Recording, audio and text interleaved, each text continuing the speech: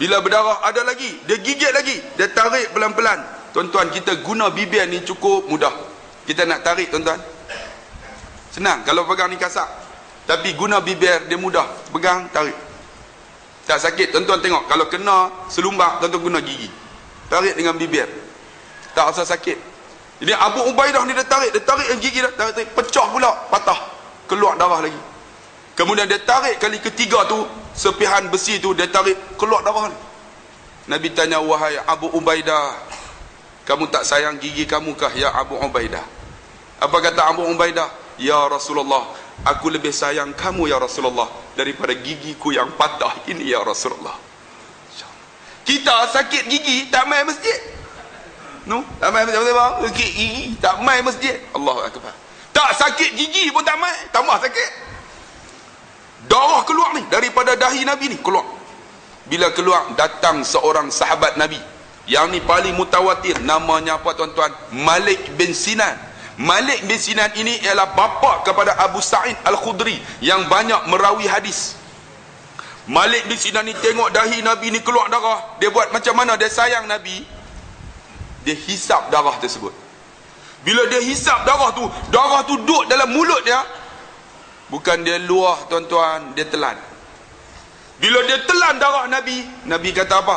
Barang siapa yang darahnya bertemu dengan darahku, Allah haram darahnya daripada api neraka Allah. Ni yang kita buat maulud Nabi, kita buat cerita Nabi, kita ingat balik Nabi. Untuk apa? Lahir dalam hati. Kalau tak ada Nabi, siapa aku? Sebab itu disebut laqad kana lakum fi rasulillahi uswatun hasanah.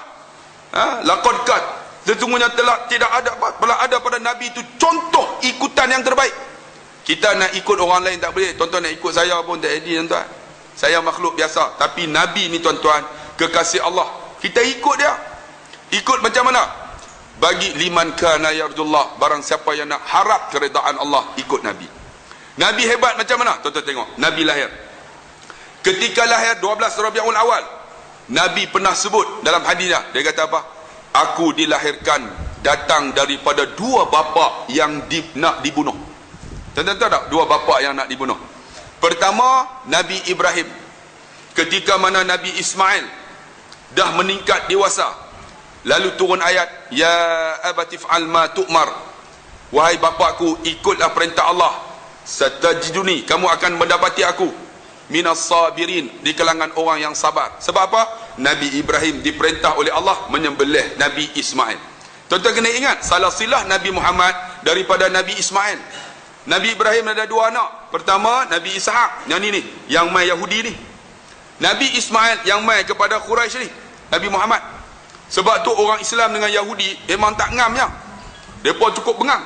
Sebab bertelingkah di antara dua Nabi ni. Sebenarnya bukan bertelingkah. Puak ni tak suka. Mereka anggap puak-puak daripada Nabi Isa ialah yang terbaik. Mereka ni utusan Allah. Banyak Nabi lepas Nabi Isa, semua main Nabi-Nabi. Kemudian Nabi Ismail, Nabi Muhammad ya. Lalu tuan-tuan, Nabi Ibrahim sembelih Nabi Ismail. Dia kata, tengok, aku datang daripada keturunan yang nak disembelih, yang nak dibunuh, Nabi Ismail. Kemudian pula Abdul Muttalib, datuk Nabi, anak dia semua perempuan. Lalu dia bernazar, kalaulah aku dapat anak 10 orang, anakku yang ke-11 ni kalau lelaki, aku akan sembelih dia. Tu Abdul Muttalib. Dengan izin Allah Subhanahu Wa Taala, Allah beri kepada Abdul Muttalib 11 orang anak, semua lelaki. Dan anak yang ke-11 ialah nama Abdullah, iaitu bapa kepada Nabi sallallahu alaihi wasallam. Abdul Muttalib ni tuan-tuan, walaupun dia sebut tu tak ramai orang dengar, tetapi dia ni janji ditepati. Dia bukan capati dia. Dia yakin, dia janji, tunggu, dia janji sembelih. Kita janji minyak tak naik, minyak naik, you know? Tepung tak naik, tepung naik. Elektrik tak naik dah 15%. Tuan-tuan tak apa, orang Sungai Buruh orang kaya-kaya kan. Semua pergi ke laut, balik-balik 15,000 sekali tangkapan. Tu yang kaya. Dia pun tak tahu duk Kuantan gaji 20,000, duk Johor Bahru gaji 20,000. Tulis dekat flash mob tu, duk tepi jalan, kami tak nak minyak naik, Kita duduk Sungai Burong, gaji 600, sokong minyak naik. Oh, pun pening tuan-tuan. Tak tahu tuan-tuan. Tak muat tuan-tuan. Abang boleh dapat. Abang kita. Mari kasih. Abang masuk bang. Tak apa. InsyaAllah. Aircon ada. Duduk luar.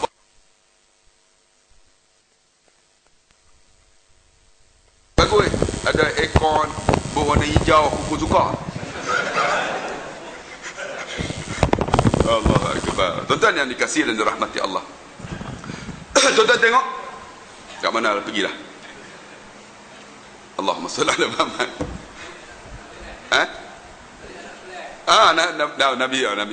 Nabi Ibrahim tadi kan. Nabi apa nama Abdullah. Abdullah tu anak bapa kepada Nabi SAW.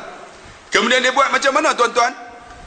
Abdul Muttalib janji dicepati sungguh. Dia pergi jumpa akan pendita-pendita ataupun rahib-rahib ni, bomoh-bomoh ni.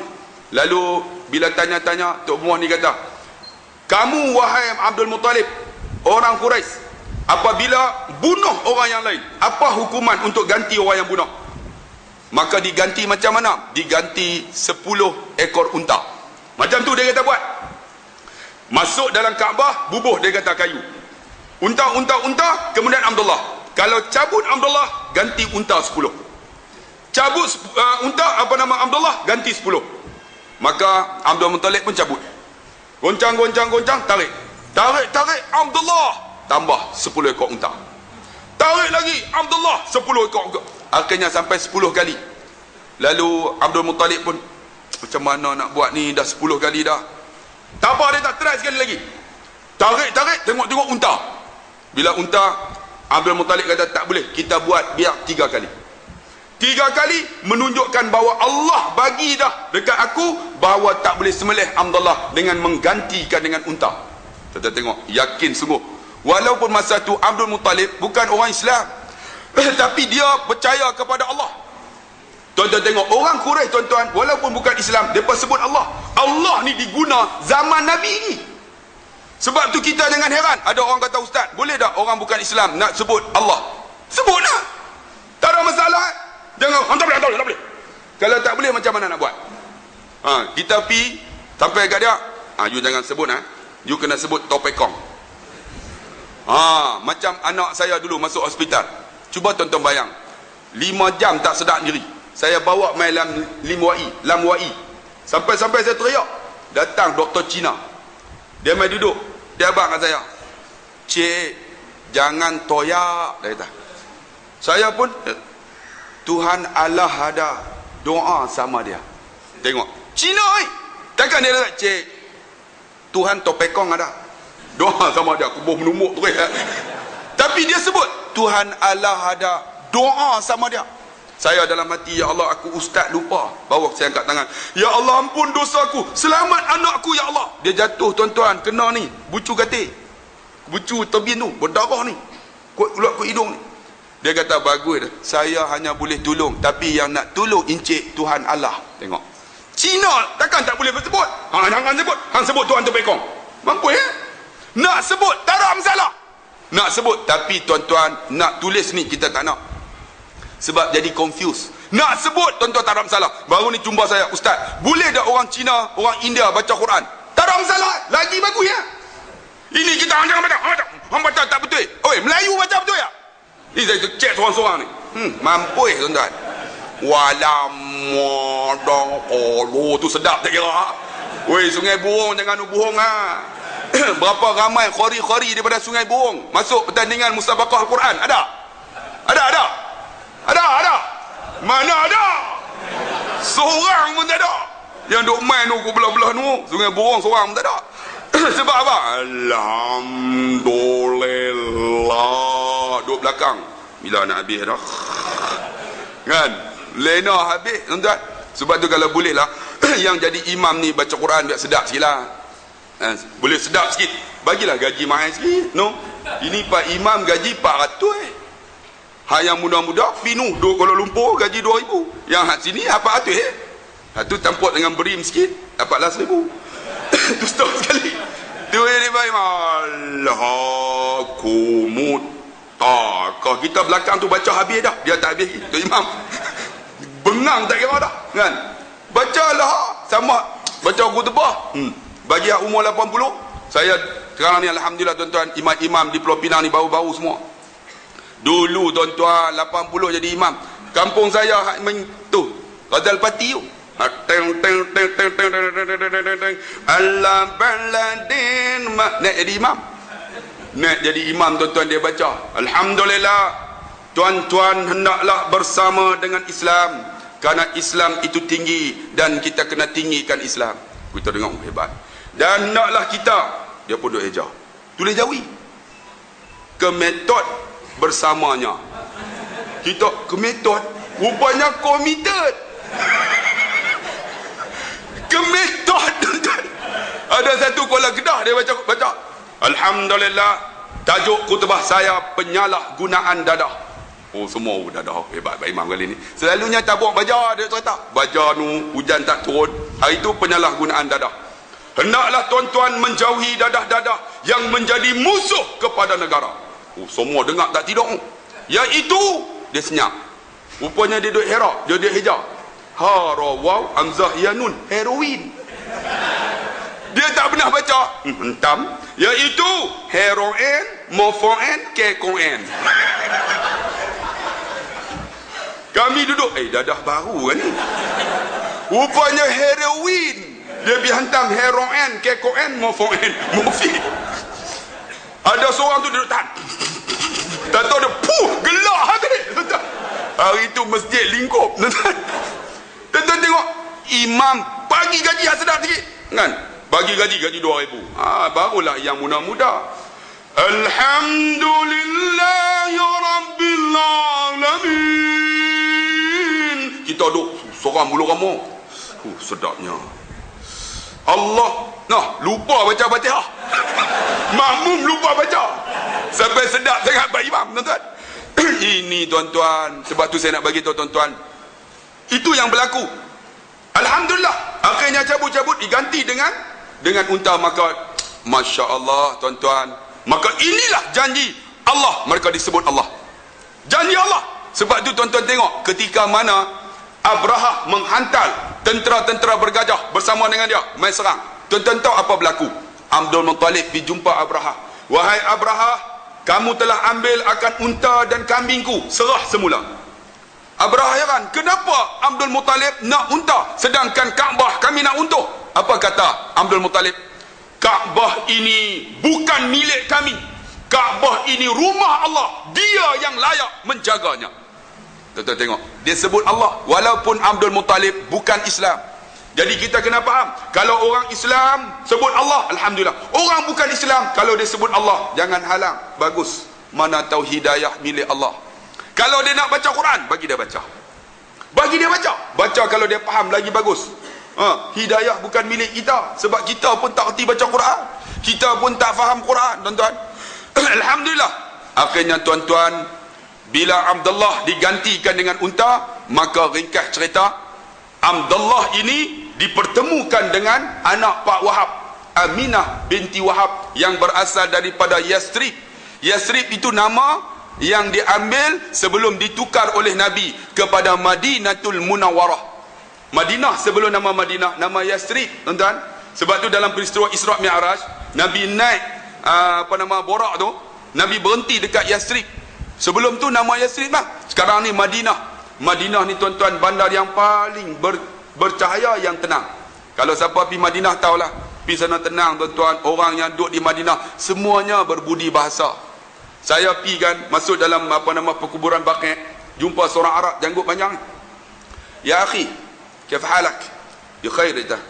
Ya akhi, anta akhbirni, bagi tahu saya, aina sahabah, aina al-anbiya, aina Bani Tamim, Ahlul Bait, aina al-ghairul Bani Tamim, Ahlul Bait. Saya tanya dia, mana Ahlul Bait kubur-kubur? Mana sahabat? Mana ni orang-orang yang hebat? Allah, tuan-tuan, dia merendah diri tu. Saya tengok ni ulama besar ni. Dia tunjuk saya, pegang tangan. Yang ini Abu Hanifah, dia kata. Yang ini Abdul Rahman. Dia sebut satu-satu, main tunjuk. Saya kata, ya Allah, orang Madinah memang lemah lembut. Tapi orang di Mekah, tuan-tuan, Allah kasar. Sebab keturunan Quraisy. keturunan penyamun tuan-tuan, yang mai daripada Abu Jahal, Abu Lahab ni teruk, walaupun dah masuk Islam. Tapi Madinah, ya Allah, kaum puak-puak Ansar daripada Aus dan Khazraj ni lemah lembut tuan-tuan. Kita duduk ni, kadang-kadang duduk kita ngantuk dia main tepuk, ya akhi naum hena, mai tidur sini. Saya pernah pegang telefon, tiba-tiba tertidur kan, masuk azan, dia kejut saya, kejut-kejut terus saya pergi ambil wudu. Ambil wudu, ya Allah, telefon. Bukan cokir punya cak ayam mahal weh. Cak ayam tak apa, Nokia ni tuan-tuan tu, semua Nokia 3310. Hak tuan-tuan tukar lah weh, pakai hak bagus sikit kan, hak jenis cerak-cerak kan, orang dah pakai apa WhatsApp dan semua ni. Dia duk 3310 tu yang tak tahu apa, tu yang dulu kini selamanya. Tukar hak bagus sikit, WhatsApp segala, Facebook kan. Kita nak barulah bagus sikit, tahu perkembangan terbaru. Saya tengok-tengok, ya Allah, telefonku ni habislah hilang. Pipi pakcik tu dah pegang. Ya akhi, hena tahan. Saya pun pipi. Ya Allah, jazakallah khair, hadha ghalin jiddan. Ni mahal gila babi. Ghalin jiddan gila babi kan. Dia kata, wa imma anta la yadur hadha telefon, walaupun kamu tak tengok, Allah yang zurni, Allah tengok aku. Tengok. Tu orang ada iman. Ni kalau kita macam mana? Wasan apa pun tak ada. Kalau boleh dia belah, dia tinggal hak kuning ni. Ahli kebahagiaan. Tapi Allahu akbar, tu yang kata akhlak Islam. Saya kata hati, ya Allah, orang Madinah kalau kita semayang, kalau Arab Madinah, kita duduk di Raudah, Allahu akbar, tak boleh nak sujud ni, dia akan peralih juga bagi sujud. Kalau Arab Madinah. Tapi kalau Pakistan dengan Bangladesh susah. Tapi kalau Arab Madinah, dia akan bagi. Saya pernah duduk doa ni, nak semayang tak boleh, duduk doa, duduk diri. Dia panggil, tahan. Saya pun pergi, anda ain makan, tempat anda mana? Dah hantar, kamu nak tempat mana? Kata la, anta salah, anta tadkhul jannah, anta doa. Kata hang masuk syurga, hang doa aku pula. Tengok, kita kalau duduk tu semua tak mau pergi duduk, aku yang nak masuk syurga, orang lain tak payah. Tapi dia kata hang semayang, hang doa sama masuk syurga, aku juga hang doa. Kita tengok orang Madinah. Sebab tu Allahu akbar, di Madinah ni cukup tenang. Kalau boleh tuan-tuan pergilah Madinah. Pergi Madinah. Pernah Abu Hanifah ketika dia naik unta, naik kuda, sampai di Madinah, dia turun, dia buang selipar. Orang tanya, wahai imam, kenapa kamu buang selipar? Dia kata, aku malu. Dia kata, aku berjalan. Dia kata, tiba-tiba Nabi berada di bawah tapak kaki aku, biar aku berjalan di atas tapak kakiku yang tak ada selipar di bawahnya. Tuan-tuan tengok Abu Hanifah. Dan pernah ada seorang tuan-tuan, waliullah daripada Syam, saya pernah bertemu dengan dia. Dia mai-mai di Mekah tuan-tuan, dengan izin Allah dia bagi salam, Assalamualaikum ya Rasulullah. Tiba-tiba tuan-tuan dia cerita, dia nampak Nabi keluar daripada tempat kubur dia, keluar terus suar tangan dia salam. Dia salam tuan-tuan. Kemudian Nabi ucap salam sejahtera kat dia, balik tuan-tuan, dia balut tangan dia selama-lamanya sebelum dia mati. Orang tanya, Tok Guru kenapa balut ni? Tak apa, dia tak abang. Rupanya dia bersalam dengan Nabi tuan-tuan. Ketika dia mati tuan-tuan, anak dia mandi, anak dia buka tuan-tuan, tengok tangan ni bercahaya.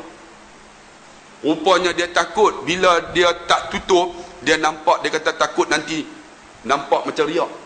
Rupanya dia salam tu bercahaya tangan dia ni, maka dia tutup sampai dia mati. Masa nak ke bumi tu, anak dia buka tangan bercahaya. Maka dia bertengok, ya Allah, rupanya bapa kami salam dengan Nabi, tangannya bercahaya. InsyaAllah. Tuan, itunya kehebatan Nabi tu. Sebab tu tuan-tuan, Nabi ni hebat tak hebat? Akhirnya sampai di Madinah tuan-tuan, cerita ni berkahwinlah Aminah binti Wahab ni dengan Abdullah.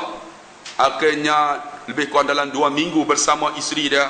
Maka Abdullah pun beredar untuk berniaga. Itulah kerja orang Arab. Dalam berniaga itulah, maka sampai di Madinah, Abdullah juga mati di Madinah. Tapi kubur dia tak tahu tuan-tuan. Saya pergi tanya orang Arab, mana kubur bapa Nabi, mereka pun tak tahu. Sebab Arab Mekah ni, kebanyakan mereka ni berpahaman Wahabi. Mereka mana-mana benda-benda yang dipuja, mereka akan tutup.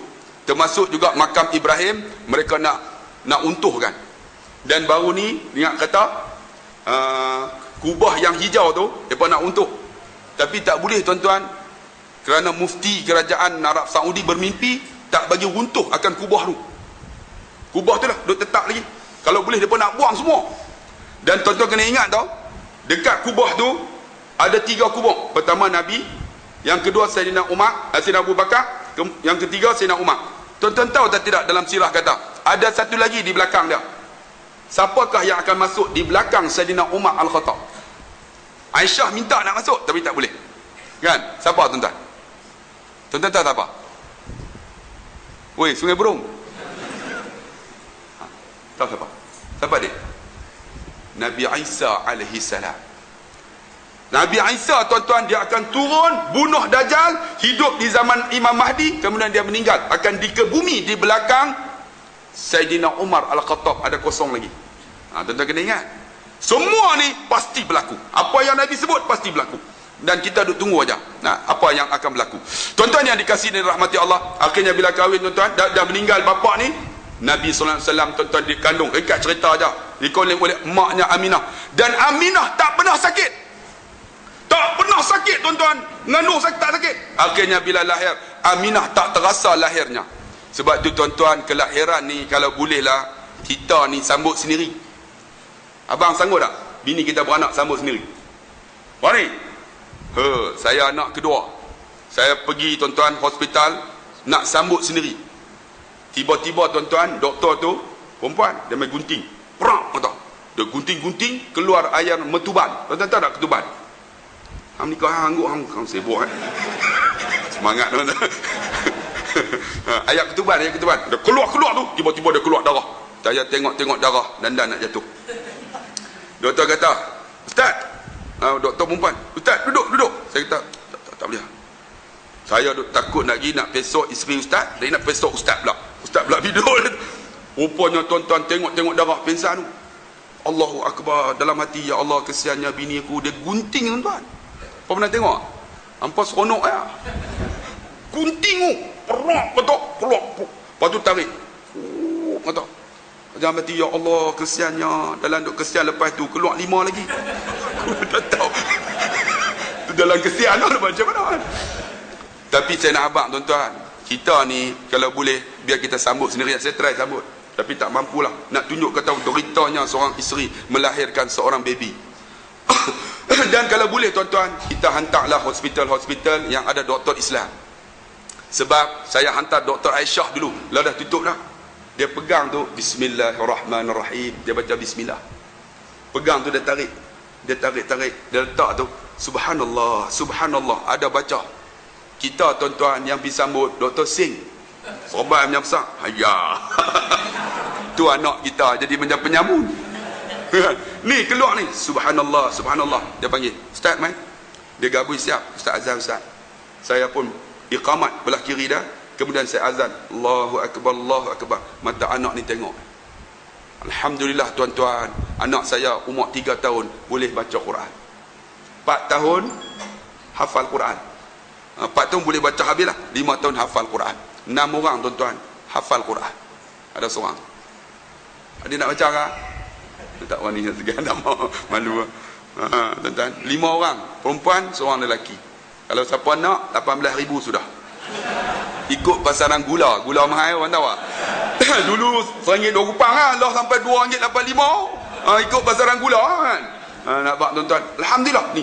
Sebab tu kalau boleh tuan-tuan, saya dapat maklumat lah, ada orang bagi tahu, ada di kalangan kita ni kan, hantar dekat doktor-doktor yang bukan Islam, lahir anak kita, problem tuan-tuan. Kan ada juga yang hantar ke doktor-doktor kita, pergi hospital biasa. Ada yang bagi tahu kan, nak supaya doktor yang perempuan sambut anak kita. Kalau boleh sambut anak kita perempuan lah. Malu. Perempuan tak malu lah. Malu sambut anak kita. Tapi ada yang tuan-tuan tak amanah doktor-doktor ni. Dia bagi tahu. Sebab apa? Nurse yang sambut, ada doktor-doktor pelatih yang lelaki ni lah duk mengendap. Ambil kesempatan. Dan ada doktor pula kurang ajar. Kawan tu duk sakit kan. Sakit dulu doktor. Jangan duk teriak. Kan? Jangan duk teriak. Dia kata tak teriak, oh sakit. Yang hang buat dengan lelaki yang tak sakit. Oh ni teriak pula. Cakapnya kurang ajar. Allah, kita sedih tuan-tuan, sebab dia tak ada amanah sebagai seorang tanggungjawab dia sebagai seorang doktor. Ni Nabi SAW tuan dilahir oleh mak ni dalam keadaan bersih, kemudian dalam keadaan sujud. Tuan-tuan tahu siapa yang sambut? Di antaranya diberitahu ialah hamba kepada Abu Lahab sambut. Ummu Aiman sambut.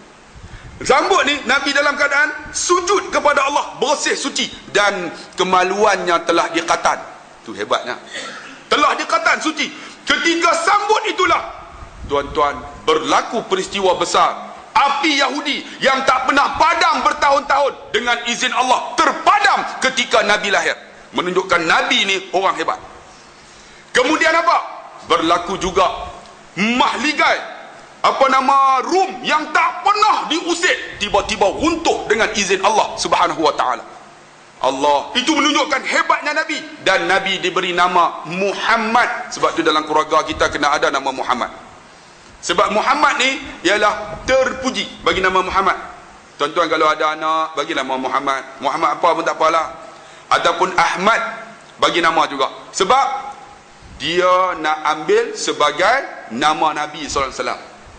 Akhirnya tuan-tuan, bila diberi nama Muhammad, siapa yang bagi nama? Abdul Muttalib bagi nama. Bagi nama Muhammad sebab pernah Abdul Muttalib bermimpi. Dia kata, kalau lahir anak kamu lepas tu bagi nama Muhammad. Muhammad. Rupanya tak ada dah anak selepas Abdullah. Maka cucu dia diberi nama Muhammad. Masa tu nama Muhammad ni tak ada lagi di Mekah. Tak ada lagi. Yang ada Haris, Muttalib, Amru, Amir, ni semua ni Abdullah. Tapi Muhammad tak ada. Maka Nabi Muhammad lah nama yang pertama yang ada ketika tu. Bila dah ada Muhammad, dengan izin Allah Subhanahu wa taala, tuan-tuan, Muhammad ni anak yang terbaik. Sebab tu disebut laqad kana lakum fi rasulillah uswatun hasanah. Contoh yang terbaik, anak terbaik. Kita anak terbaik tak? Allah sebagai anak, tuan-tuan, ni sebelum baligh bapa tanggung semua. Lepas baligh kita tanggung. Kalau boleh sebelum baligh ni tuan-tuan, anak-anak kita hantarlah hafal Quran, bagi boleh baca Quran. Kalau boleh biar faham agama, sebab awaluddin ma'rifatullah. Awal-awal agama kenal Allah. Bagi anak kita kenal Allah dulu. Ini anak kita bukan kenal Allah, kenal Doraemon. Lepas tu apa yang tu? Ultraman. Anda tengok selalu tu. Ultraman. Allah tak kenal. Bila tanya Allah apa? Allah. Kan? Selang sebut Allah pun tak betul. Allah. Kan? Kadang-kadang tak sebut pun tak tahu. Nak sebut pun tak tahu. Bagi kenal. Awaluddin ma'rifatullah. Awal-awal agama kenal Allah. Nabi SAW tuan-tuan, masa kecil ni dia tak pernah melihat akan berhala. Itu hebatnya. Sebab tu anak-anak kita tuan-tuan, jangan duk pi tokong Cina bawa pi. Dia berlawan, hang ni tempat sejarah ni. Hang ni tokong Cina. Bawa pi tokong Cina. Bawa pi Batu Kif. Lah, hang ni tunjuk yang tu. Kalau boleh bawa anak-anak kita, jangan nak bawa tempat-tempat ni. Bawa pi mana? Bawa pi masjid.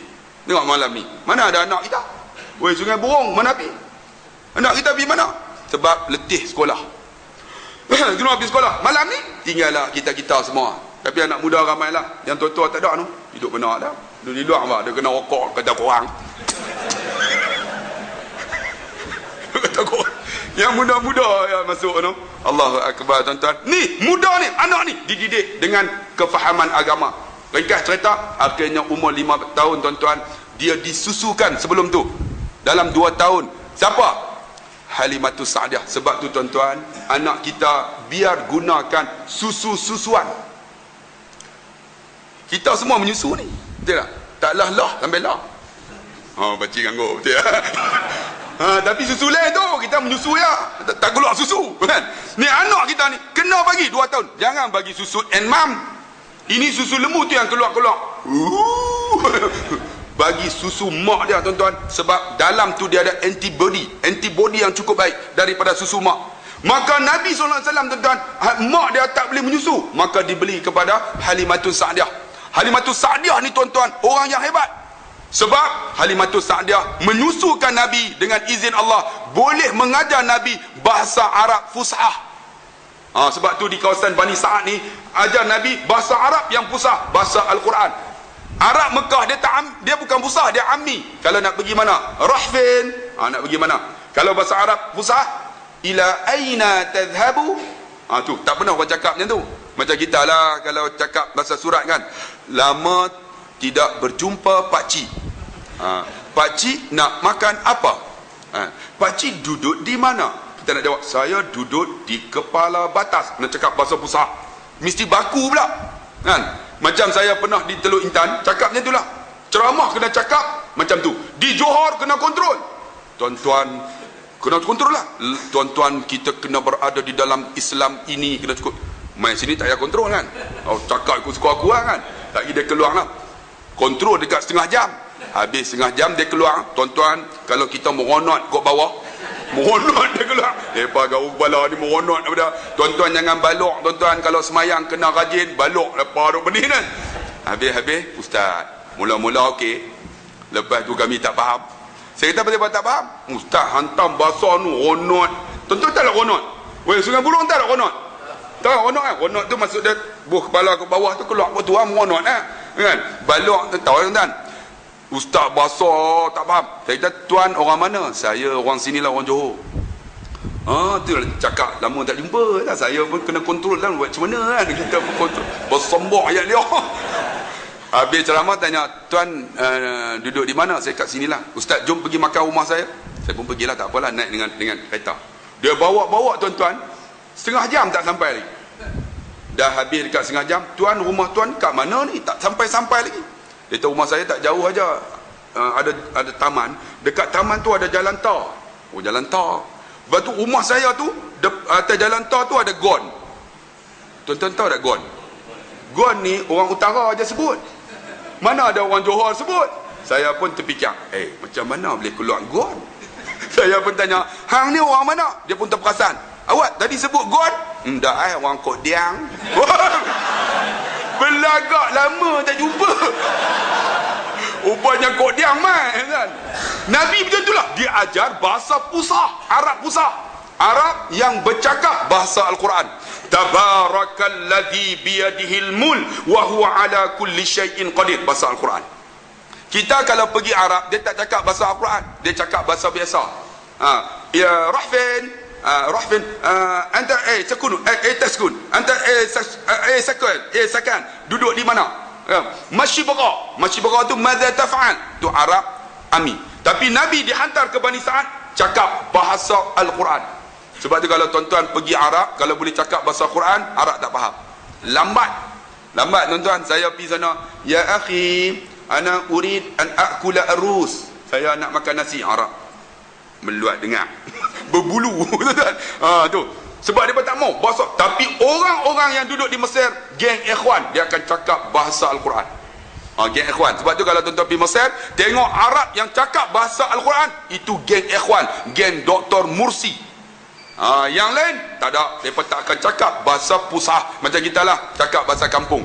Nabi ni duduk sana baca Al-Quran, bahasa Al-Quran. Sebab tu dia faham Al-Quran. Kita tak faham Al-Quran. Baca tu, tengok apa Sudais baca. Yauma yanzurul mar'u ma qaddamat yadah. Toyok. Pada hari itu kamu akan tengok apa tangan-tangan kamu buat. Dia teriak. Teriak. Malam Ramadan 10 terakhir. Semua pakat teriak. Yang Melayu teriak, India, Pakistan semua teriak. Haram faham pun tak? Teriak.